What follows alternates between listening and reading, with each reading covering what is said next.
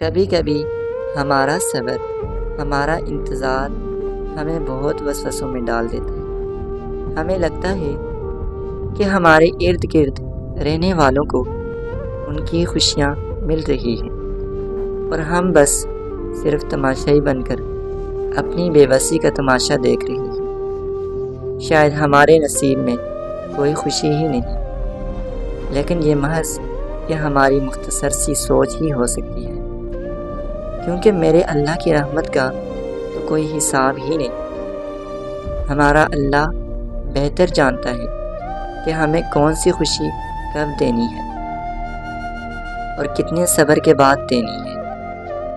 ہم اکثر اپنے اللہ سے پھول مانگ رہے ہوتے ہیں اور وہ ہمیں نہیں دیتا، کیونکہ وہ جانتا ہے یہ پھول ہمارے لیے بہت نقصان دہ ہے، اور پھر وقت آنے پر وہ ہمیں پھولوں کا گلدستہ عطا کر دیتا ہے۔